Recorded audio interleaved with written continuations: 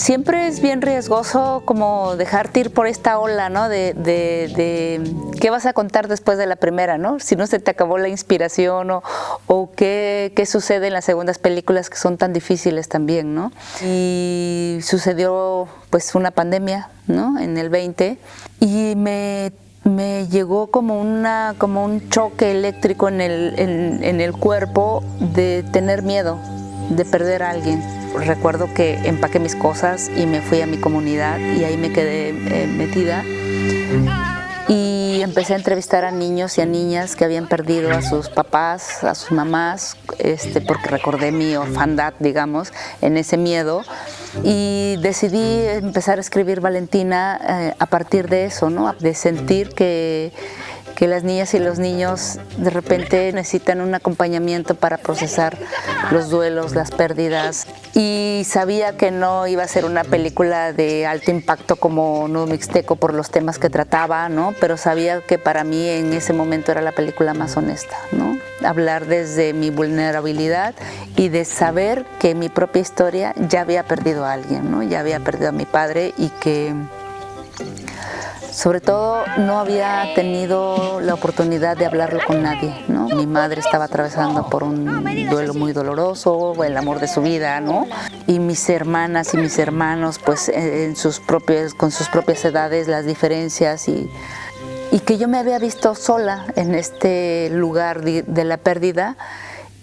Y lo bonito que te regresa al cine es que cuando empecé a escribir la película y cuando la empecé a hacer me di cuenta que nunca había estado sola, que siempre había estado ahí mi familia, que siempre había estado ahí los árboles que rodean mi espacio y que siempre había estado ahí mi comunidad para curarme. La vida es muy extraña, ¿no? Porque yo terminé de escribir la película en julio del 2020 y cuando estaba terminando de leer el primer tratamiento me hablan de mi familia que mi hermano está enfermo de COVID. Él inspiró el personaje de Pedrito, ¿no? Entonces le dije, carnal, acabo de escribir una película de nosotros, ¿no? De nuestro duelo, de la pérdida de mi papá, te tienes que recuperar, te tienes que poner bien. Y me dijo, ¿cómo se llama la película? Le dije, Valentina o la Serenidad. Y me dijo, ay, tú y tus payasadas, ponle la aventura de Topo y Cagua, porque así nos decían de niños, ¿no? Y mi hermano fallece, hago la película en el 22, y mi otro hermano fallece en el 23. De repente dije, las vueltas que da la vida, ¿no?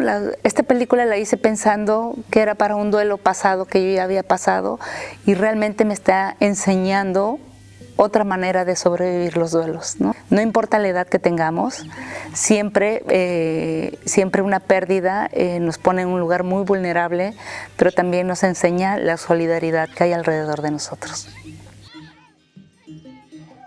Cuando terminamos la película, la niña, la protagonista, no había visto la película ni la quiso ver en una pantalla chica. Ella dijo que quería verla en la pantalla grande, ¿no? En el cine.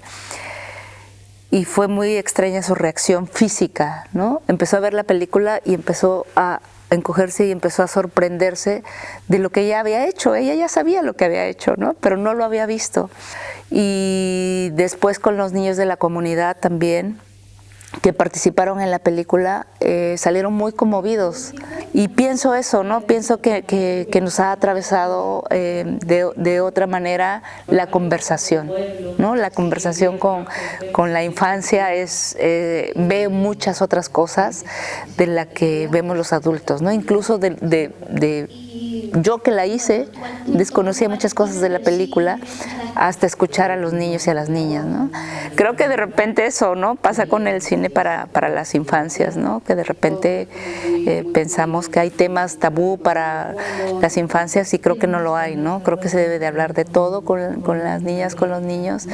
Creo que es de lo más importante, ¿no? Saber que hay seres humanos ahí formándose y que tienen el asombro por descubrir el mundo, ¿no? Muchas gracias. Gracias por estar aquí. Para mí la infancia me marcó muchísimo, ¿no? Me marcó muchísimo que mi padre y mi madre dijeran que todo era posible, ¿no? Y yo creo que eso cambia muchísimo la perspectiva, ¿no? De decir, tú puedes ser lo que quieras, ¿no? Si quieres ser astronauta, si quieres ser campesina, si quieres curar, puedes hacer lo que quieras, ¿no? Y en ese sentido, pienso que mucho del cine que se hace sobre las comunidades es gente que viene de fuera a contar historias que piensan que nos atraviesan, ¿no?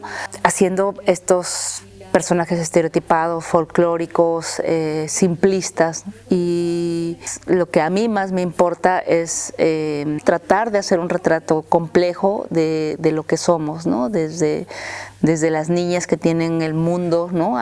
para comérselo, y que nos atraviesan tantas violencias sistémicas, ¿no? Entonces, ¿cómo romper eso? ¿Cómo atravesarlo? El cine tiene ese poder, ¿no? Tiene ese poder de que no es un discurso, estás viendo una niña que lo está haciendo, estás viendo una niña que está poniendo un alto, está viendo una niña enojada, nada complaciente, ¿no? Entonces, en ese sentido, creo que ahí es donde podemos abrir ese abanico para contarnos, ¿no?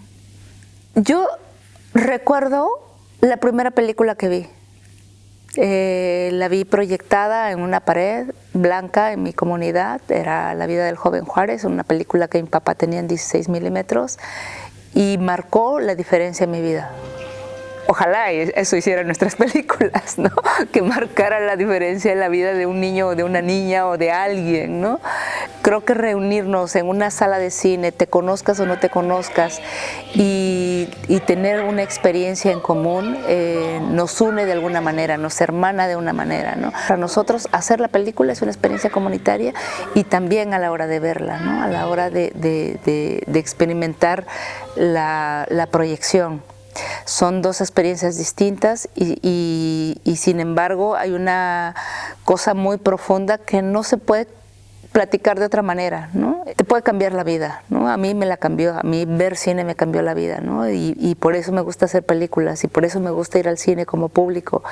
Y creo que en la infancia es un campo, ¿no? que está siendo alimentado, ¿no? Las mentes de los niños, de las niñas, los cuerpos están respirando, están encontrando, están reconociendo el asombro del mundo, y el cine te acerca a muchos otros mundos, ¿no? Entonces creo que ese es el poder que tiene el cine y la convocatoria que debería de hacerse siempre, ¿no? Estos espacios públicos donde compartimos no deberían de perderse, ¿no? Porque cada vez nos vamos haciendo más individuales, ¿no?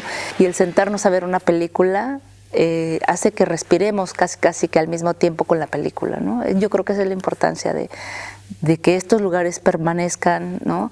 De que se fortalezca el cine en comunidad, de que se converse, ¿no? Esta parte de los conversatorios son muy ricos, enriquecen mucho la película, ¿no? Te enriquecen a ti como realizadora, como cineasta, enriquece a la película misma, y la experiencia de ver cine también la enriquece entre todas y entre todos, ¿no?